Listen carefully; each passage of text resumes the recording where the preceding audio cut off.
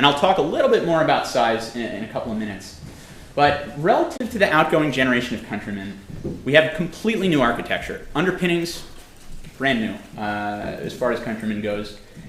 The engines, also nothing in common with the outgoing generation of car. The transmissions are completely new. The all-wheel drive system, again, many generations more advanced than what you would have had in the last Countryman, and that was a great system. In fact, the only parts that are shared between the two cars, and I spent, I would say, a pretty significant amount of time trying to track down enough development people that could tell this and say this with authority. The only thing that's shared on some wheels, and in some wheel sizes, the plastic cap in the middle of the wheel. That's about it. Literally nothing else shared, and that for us is awesome. We have an entirely new generation of product. It ups the ante in every one of these categories. I hope it's something you got to experience on the road this morning that you'll get to see this afternoon. I mentioned it's a lot longer. It's a bit wider, but very much to good use. You get an incredible amount of hip room in here. You get a significant expansion of cargo space. And I think the cargo space is an interesting kind of point or topic. It has a lot of space, it has plenty. But we found for our customers, having merely a good amount of space was what they were really looking for. Were they looking to take snowblowers around? Absolutely not. They either have another car for that, they have a friend who does that, they get it delivered. But what they wanted was something that was definitely bigger than our small hatchback. It gave them enough room that they could put some bags in for the weekend. And they, for the most part, are not even looking to carry around massive strollers for an infant. What we're finding is that these are customers who typically have older kids or no kids, or they have younger kids, but they also have another larger car in the household. And for them, they just wanted enough room that they could very conveniently move around most of the stuff we put in our car most days, and definitely have enough room to have for people, adult-sized people in the car, whether it's going out to dinner with friends or kids. But enough room that it was very comfortable and it made sense. Look ahead here. What we've done with the engine portfolio here very much follows along with what we have for the new plug-in. What that means is that our entry-level engine is on the Cooper model is a 3-cylinder inline 3. It has 134 horsepower. It has 162 foot-pounds of torque. It is actually very close. It's like within spitting distance of the torque in our last generation Countryman Cooper S model.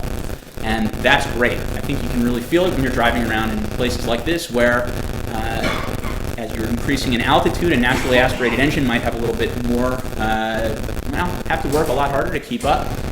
This being turbocharged, we think gives great power delivery. I love this engine. I get it in pretty much any time I have a chance to take a company car. And it's got a really nice flat power band, so it goes great in here. And because we have more power, because we have so much more torque, for the first time ever, we're able to offer an all-4 or all-wheel drive option with the Cooper entry-level engine. We're very excited about. It was something that a lot of our customers in places like the Pacific Northwest and the Midwest and the Northeast were really eager to see. And when you get that car, you can get a manual transmission as standard, but if you get an automatic, as you can see here, you're going to go to an 8-speed automatic, which is a nice, quick transmission, and it really makes the driving experience, I think, excellent. So we're excited. We have this now new, maybe more entry level or a price point for all 4. And then for those people who say, well, screw it, I just want more power, this is where we have a Cooper S available.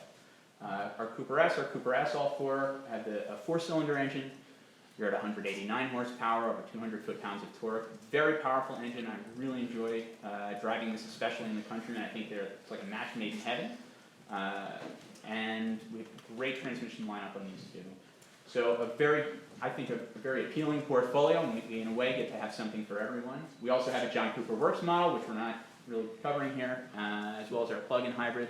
So it's a very broad portfolio of powertrains, and that means that whether your needs are more urban driving, whether you really want to be in the most powerful car you can get or the most efficient one, there's a combination that works out. Quick question. Please. Is the, if you go back a slide, the manual transmission is only available on the All-4 for the Cooper S? So for the Cooper S, we have a 6-speed manual in the S model, and then the front-wheel drive comes with the 8-speed automatic, or you can upgrade to the other one.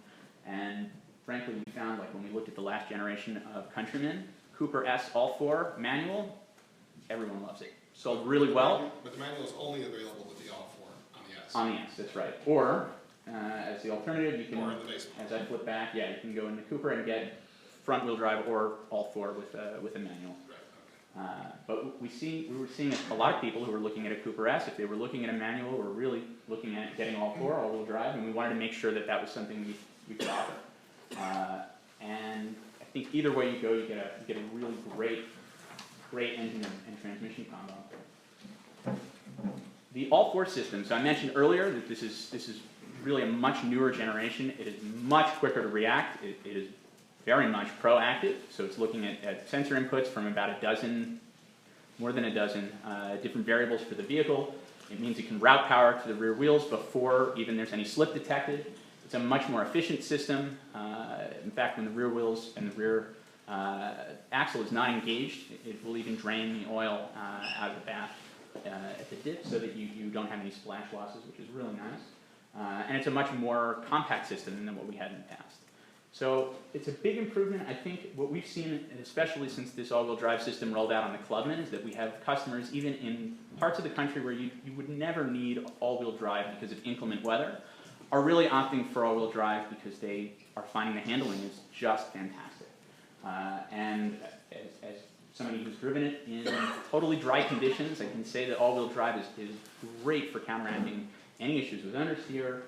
It's really delivering your power from when you're at a standstill, so you're going to have much quicker 0 to 60 acceleration than an all-four car, despite even a little bit more weight. So it's a win-win, and we're really glad to see that this kind of comes in tandem with the engine. So, because we have this more compact all-wheel drive system, one of the benefits, one of the things that it enables for us, and a very sophisticated multi-link rear suspension, we get a big space saving on the inside of the vehicle. And so when I was talking before about how I think we put those 8 inches of length to really great use, this is the sort of thing that I mean. So we have what I would consider a very large back seat for a vehicle anywhere near this size category, and we've included a lot of features for extra versatility here. So what we're looking at is 2 functions, which are both standard actually. It's a fore and aft sliding, which is like 6 inches or so, plus a 40-20-40, so a 3-piece folding to the rear seat also. We wanted to make a vehicle, or offer a vehicle that had for everyone, as standard equipment, like the most versatile interior that was possible. It's not our goal to have the largest car, but for what we're going to have, let's make sure you can really make the most of it and still carry people around with a lot of room. So that's what we've been able to do, and a very deep floor well I add also. And this is not just my maybe rough opinion. If you look at vehicles that we look at as competitors, as highly cross-shopped with both the last generation of Countryman and what our expectations are in this new generation, if you look at some of these different products, this is my preview photo from the Subaru Crosstrek, which I think they released photos of this morning. Maybe I'll update that for later this week, but this is what it is. This is the new generation of Crosstrek. Land Rover Discovery Sport, and if you look at vehicles like this, Land Rover, by the way, like very popular with mini owners and vice versa. It turns out they are much larger on the outside. I don't know many people who would say, yeah, that Q3 is just massive. In fact, I didn't put it on here, but the Countryman is shorter than the Porsche Cayman. Not a large car, under no one's definition of a smaller large car. So we have a much shorter vehicle. It makes it much more practical for parking, much easier to maneuver. We have a smaller, a tighter turning radius than the last generation of Countryman did, despite the added size. And in spite of all of that, we have more front headroom than a large number of these competitors, and a whole bunch that are not up here. We have more rear seat legroom than the majority of them also. And I have a slew of other little categories where you can mix and match for the images, but front seat, headroom, shoulder room, hip room is an enormous benefit. Really strong, and just far more space when it comes to what are the passengers, both front and back, and be able to enjoy compared to a vehicle like the Mercedes GLA. So for us, we were glad we could deliver on that space. But what about the third category? Because when I started this, I said we had these 3 general topics that we needed to have emphasized as themes in the development of the car. So when it came to character, when it came to customization, when it came to features, we have 2 big things that we've done here. The first is we put more standard equipment in this car than in any Mini we've ever offered before. It is by far the best equipped vehicle. So just before we started this presentation, my colleague, my boss, came over and said, hey, that car outside, you know, I don't think it has the panoramic roof on it, and it doesn't. And the reason he brings this up is it's standard equipment. We put what is normally a very popular option on our other models. It's normally $1,000. We've included it on every single one of these, and for warm weather states and for the occasional press car, we have a sunroof delete option. But lots and lots of equipment, a 6.5-inch infotainment system with Mini Connected app integration is standard, our rear view camera is standard, rear parking sensors are standard, comfort access, the keyless entry is standard equipment on this. On our S and S All 4 models, we've included LED headlights as standard equipment and LED taillights. On all of our all-wheel drive models, heated seats are standard equipment.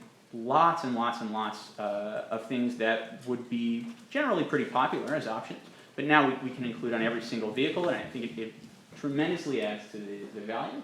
It also frees up for the customer now the opportunity to really look at what they want to do cosmetically or otherwise that will make the vehicle their own.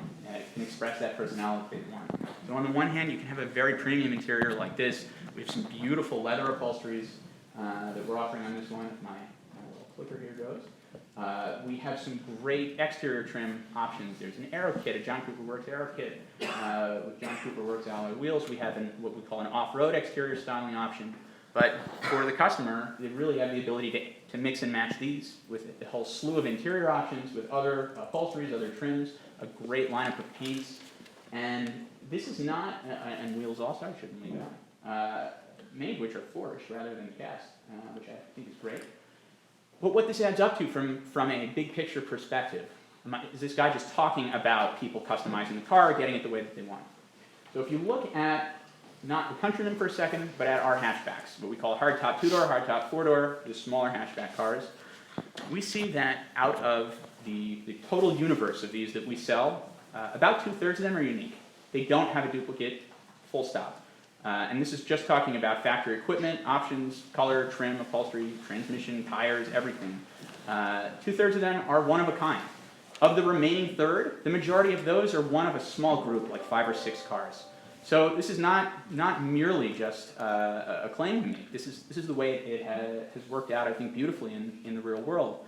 And for a customer who special orders one of these, they can have a delivery if they're on the East Coast, and could be 4 to 6 weeks, could be a little less even. If they catch the timing right. On the West Coast, you can add several weeks because the car will go through the Panama Canal.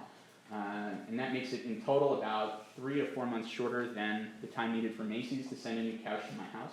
So for an entire car that's been custom ordered, I think that's pretty cool, and I'm really excited. What we've also done is taken when it comes to these features and equipment, taken the technology up a really big leap here. So this vehicle is available with a brand new infotainment system. It's our Mini's first touchscreen system. We do still have the control knob in the middle, but it's a brand new operating system, Mini Connected 5. It's a totally new user interface. Really fantastic, slick, easy to use. I hope you've been trying it out on your drive so far. What we're showing here is our brand new Mini Connected companion app. So we just had a new release of this about a week ago in the Apple App Store, which is very helpful. And it's meant to just be what the name says. It's as a companion. You can enter destinations in here, even from the person in the passenger seat while you're on the road, and send it to the car right away, if you prefer to do that instead of typing it in on the screen itself.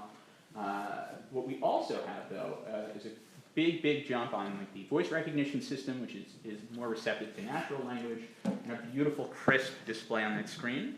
It's also, and maybe you tried this out on the cars you were in, and if not, I strongly encourage you to, but this will come with this screen, this will come with a wireless charging option built into the armrest, so it's the Qi or QI standard, and that means that for a lot of the Android phones that are out there, this technology is built in. For others, an adapter is all you need, and it's a great way to improve the experience and not have wires draped over the interior of the car.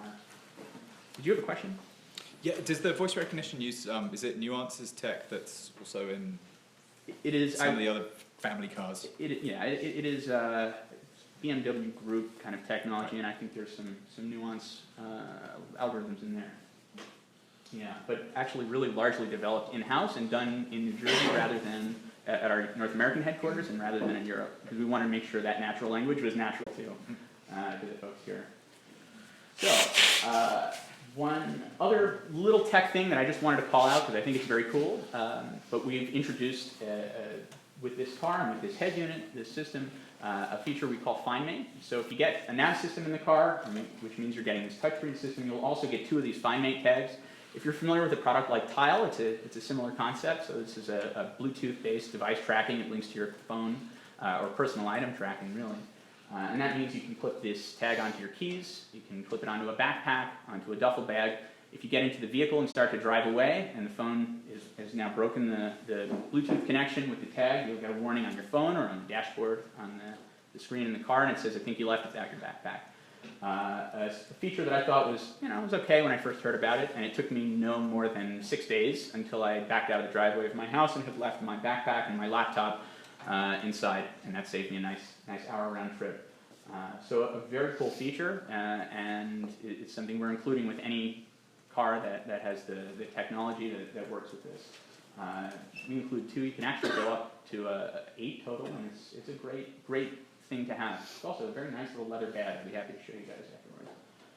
So, very last thing, and I'm not going to talk about this in much detail, but I couldn't really come up here and not call out the upcoming plug-in hybrid, Countryman.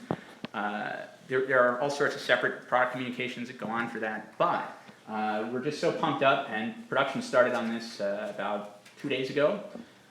We're going to start selling them in late June, and this is going to be a fantastic product for us. By far, this will be the least expensive all-wheel drive or all four-wheel traction plug-in hybrid that's sold in the U.S. Give it a very nice E-range, but also excellent performance. So you'll be very close to a John Cooper Works level of acceleration, and from a standstill or mid-range, and you're going to be looking at much better fuel economy than you have in a traditional performance model with a gasoline engine alone. It also will be eligible for lots of tax credits. In the state of Colorado, I think this will be our entry-level vehicle. I'm not sure exactly where the tax credits sit on, but that's really cool. And it's a beautifully equipped car. There's a lot of standard content. So all in all, something we're looking forward to. And that is the end of my presentation for now, but I wanted to save time so that we can do things like this. Yeah, I have a question. Actually, 2 questions. When is it available? It's on sale. Okay, and if you start at the base and go all, I should say, sorry. if you start at the base and go all the way to the most expensive, what's the price range? So it starts at $26,100. If you had gotten the old Countryman and put on the options that are now standard, it would have been more than that. So in what we call a spec-adjusted way, it's actually a decrease in price. I saw a customer-ordered vehicle. This was like an individual order. They put down a deposit. This is not what I think it would be impossible to find in a dealer normally. They managed not only to put every single option on the car, but where there are some overlapping ones, like I'm showing a John Cooper Works Aero kit, and then also one that had a little bit more rugged style, and you can't get both of those. They had always picked the more expensive of the 2, and I think they managed to push their car to about $43,000, which, while for a Mini, is a bit higher than we're accustomed to seeing, although not necessarily, especially with Clubman, is for the equipment that's there would cost at least $50,000 in an Audi Q3 and a Mercedes GLA. So we're really happy with that, and it's a nice car. Is the hybrid just going to be in the Clubman, or will there be hybrid versions of some of the other minis as well? So we're doing this plug-in hybrid in this, which is for Countryman, and I'm pretty happy about that. It's the vehicle that makes a lot of sense. What do you approximately take rate for manual transmissions? 20 times. It's going to vary depending on your engine, depending on the part of the country, whether it's all-wheel drive or not. All-wheel drive and manual go together very well. If you look at it, I'll start by not answering your question because, from my shit. If you look at the small hatch, the John Cooper Works version, you're going to see about 3-to-1 ratio of manual transmissions to automatics. As you get up to a vehicle like this, and one where we know that the buyers for Countrymen tend to live more in urban areas and in more dense suburbs, it's really not as much a suburban and rural owner. The hatchbacks, the smaller cars, are definitely more suburban in that way. Now you're dealing with a lot of traffic, you're going to see a higher number. I would bet probably on the Cooper SL 4, probably 20 to 25% for the manual. And we'll see. Certain parts of the country can really be much more popular than others. So Vermont, we sell cars that is proportionate to the population of Vermont, but like 80 to 90% are manual. Very, very popular there. So it's a nice to have here. Can I answer anyone else's questions? Yeah. Apple CarPlay? So we don't have Apple CarPlay in this vehicle right now. As a company, we've said, and for Mini specifically, that we're going to have it in the future. And I would say that we will in the future, and maybe the future for you is like the middle of the summer. I don't know, because I have nothing to announce about it. But I would say it's in the cards for sure. What kind of mix breakdown do you expect for the four variants you talked about? Maybe plug-in hybrid? Well, it's TBD. So we sort of, when you're launching a new model, and for us like this, where it's a kind of a change now in the size, the segment, the positioning of the vehicle, we think we have our mix. We'll see what the market says too. But we're going to see a little bit more than half probably with all-wheel drive. That might be the new entry-level Cooper. It's going to include also the Cooper S with all four. And all-wheel drive, having grown in popularity farther south in the country, I think that number is likely to rise in the future. And definitely that Cooper S all four are very popular. They will also account for I won't say majority, but for a very healthy chunk, perhaps half of the sales. For the most part, we see on vehicles like this, especially with the Clubman, my initial plan, and what I had talked some of my colleagues into doing when we launched the Clubman, let's put some like very low priced ones. The car is really nice, it's great equipment at standard. Let's put some lower priced ones in dealers. They did okay. A handful of very loaded ones, very fast to sell. So we're seeing customers that are looking for a higher equipped car, and I think the Cooper S and Cooper S All4 will come with that. Did you have a question? The transmission, the automatic transmission, is that in-house? It's in-house, sort of. It's manufactured by Eisen. It's made to BMW Group technical specifications, which are not the same as you'd find in every other car or any other cars that use it. And then the programming is all ours. So much like that ZF 8-speed for rear-wheel drive that's in like so many rear-wheel drive cars, the driving experience is very different from one car to the next, one manufacturer to the next. And for us, this Eisen is an analogous kind of situation. Is the 8-speed and the 6-speed are both Eisen? Yeah.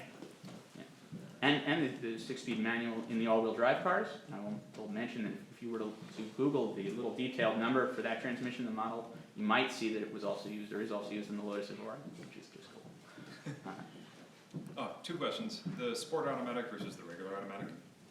Good question. So the Sport Automatic comes first with paddles. Second, the programming is designed for much snappier and more responsive shifts. It feels, to me, noticeably crisper. It's not that the other isn't, it's just that this one can be more aggressive and more quick to change gears. The Sport Automatic also gives you the ability to use launch control, which, as we know, compact crossover SUV, everybody wants launch control. And you get actually very impressive acceleration in the mid-sixes with that. The internals are also meant to sustain that launch control repeated times. It's not like we limit it to twice or something. So it's a bit heavier duty, but just a little. Okay. On paper, Clubman, Countryman, a lot of similarities, obviously. To the consumer, why am I going to buy one versus the other? What are your selling points, I suppose? That's a great question. So there is a lot of similarity. On the other hand, we are seeing, and I think it would be fair to say, I mean, this is definitely visible as more of an SUV, SAV, crossover, whatever you want to call it. Not just cosmetically, but with the seating position. You're sitting 5 inches higher off of the ground when you're in this than you would be if you were in a Clubman. So 1 second behind the wheel, I think, is a pretty quick giveaway. And I think that the Clubman, while similar, it has its own strengths, maybe its own type of direction. You are sitting much lower in the vehicle, but it's also meant to be more of a deliberate choice. It's not the case that everybody's going to love having or want to have, like 2 split rear doors. I think it's like the coolest thing, so I would gladly buy one. And this is a very practical, very, very rational vehicle in addition to all the X Factor sorts of things. On top of that, you're going to see a very different type of equipment and type of color schemes on the Countryman than you would on the Clubman.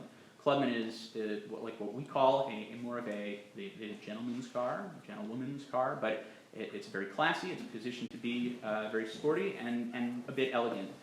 This, I think, on the other hand, is it has all those virtues, but it is really a lot more out there. It's a lot more bold. You've got like really great giant LED headlights on this one in the picture, and between that, the seating position, I think it's just a different experience when you see it in a color like the chestnut.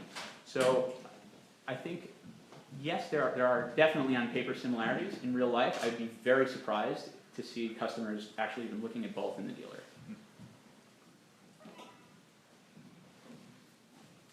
If you guys have any other questions after this, I'd be more than happy to help. We can chat about that. Two quick things that I wanted to mention. The first is Magnus Aspergen, who's over here, would be more than happy to talk about the design of the vehicle with anyone if you wanted to either just kind of flag him down, or we can weather the storm outside and check it out. But some of the ways that I think we deliver on what I was just talking about with being maybe a little bit more rugged, more muscular looking vehicle, Magnus can really explain and defend much better than I can. The other is you can change vehicles for the rest of the driving at the end of the lunch, right? And I'd encourage you to do that. If you've tried one engine or transmission combo, see what something different is like, and you can get a taste of a different flavor. These are all, for the most part, pretty highly equipped vehicles. While it's maybe not what every single vehicle, especially on a dealer lot, would look like. We wanted to make sure that there was a whole array of different features, different trims, all kinds of stuff you can try out, so take use of that and check it out. Otherwise, thank you very much, and I hope you had a good day. Hey guys, let me walk you outside here and show you the car, if I can get outside. Thanks, Magnus. So you designed this? No, I actually didn't work on the design, but Yeah? just come from the design department, so I'm very So- familiar with So what was design in general. Let me have you stand here. What was the inspiration for this? I think the inspiration is just and this I wasn't working on the design, but this is a very kind of typical mini form in the sense of you have the basically the three volumes of the body, the greenhouse, and then the roof on the car, right? So you have all those things, and I think you see the volume is really a mini volume. The tumble home here is very vertical, so you get a lot of space inside the car, and I think that's what Justin was pointing out earlier. But what you see on top of this solid mini volume is this new kind of beautiful surfacing that's happening as well. So there's lines here, you can see it also, the sculpturing here, and then you have an elegant line that goes all the way across, comes up here again. That really kind of sets that muscular tone of the car. And then, of course, what Mini always has is beautiful detailing. So you'll see these really beautiful forms, and I think that makes the brand really stand out in itself. It feels like you pulled the lights back a little bit. The ones were in the previous gen were a little bit more upright. In the front? In the front, yeah. Yeah, I think the designers worked on building the character further on that as well. And we have, of course, many different types of headlights as well. So, these are more conventional halogens, and then there's the LEDs, and then there's the LEDs with the turning. Now, I noticed the Cooper S and the Cooper, this is the Cooper, there isn't that much distinction. I mean, there's the S in the grille, and the grille's a little different, but it's very hard to tell them apart unless you look at the two tailpipes that the Cooper S has. Yeah, sometimes you're right in that way. But you saw also in the presentation earlier, we have actually multiple types of bumpers that you can get. Another one which gives it a little bit more of a rugged appearance as well. And then there's our JCW's package as well, which provide some kind of air vents in the side here. So those are really nice in addition. So you can actually mix and match a little bit to create the car that's just right for you. Is it open? Yeah, I think this one's open. Hop in. Why don't you hop in the driver's seat? I'll drop in the passenger seat. Oh, it is open. That way we won't get so wet. There we go. Thank you.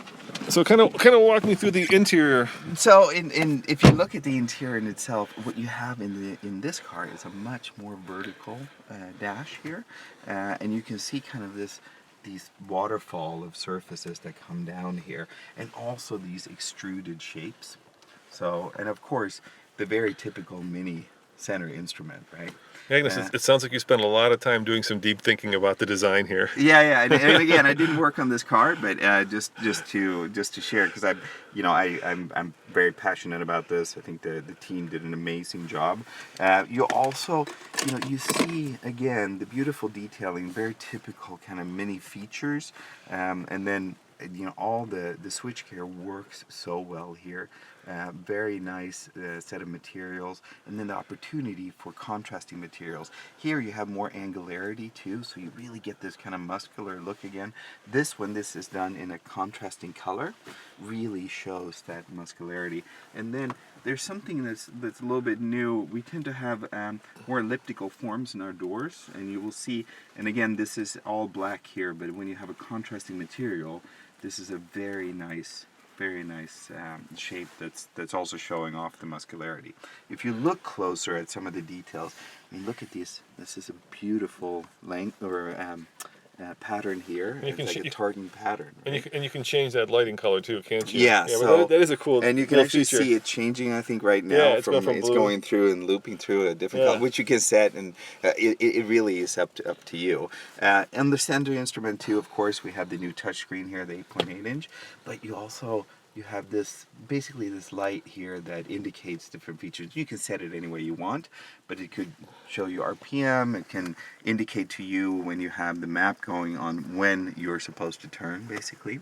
And those are all really nice features. And then a very driver's oriented car. So, all the important information in front of you. Head-up display when if you need that, which then also shows things like turns when you have navigation going. And again, this is the standard sunroof on this car. So a very nice feature on this as well. I was doing some kind of thinking about what makes a Mini British, and it's become such an international world, right, when it comes to car design and car manufacturing. So obviously it's a British brand that was purchased by BMW, and over the years it feels to me like Mini has matured. It's gone from kind of a quirky little fun British car to more of a mainstream German car. Do you have a sense for that? This seems to me to be much more German, right? There's a lot of sensibility here that's built into this car that probably the original Mini. I actually think that I think many of the benefits of the BMW group is in this car as well. For sure. But I feel this is very British actually. Yeah? I feel this is really New British. Place. Yeah, and it's not necessarily that it's more mainstream there, and I think it's still very useful. And I'll give you examples, okay? Yeah. What I mean by more mainstream, the first gen. Actually, second gen Mini under BMW, right? The window controls were over here. Yeah. You've moved those over there now because obviously that's a much more natural place for it. Another example of that might be when you open the hood, right? The lights actually came up with the hood in the first BMW generation, right? And that was problematic because you would blind people and you'd be shooting lights into the sky if your lights were on. And now, of course, you open up the hood and the lights stay attached to the body of the. But I think there's a point that we also want to evolve and learn, and we create cars that are correct for the marketplace and works well. So if we can learn something, great, and we will move with that. So I agree. I think so. That's what I mean by losing some of the quirkiness. Yeah. But quirkiness, but personality is still there, I think. Yeah, I'm not saying there's no personality, and I prefer the larger, more. I'm a big guy, and I fit in this car. Yeah, exactly. So myself, same thing. So and this car is very comfortable. I just sat in the back traveling here. It's extremely comfortable car as well. Well, let's switch over here. Hold on. There we go. Hey guys. Thank you very much for joining us for this live broadcast. Thank you, Magnus, for taking the time to talk with us. And we'll have a complete review of this vehicle, hopefully on tomorrow on TFL Car. So check that out. And thanks for watching these live videos. See you guys next time. Ciao. Thank you. Bye-bye. All right, there we go.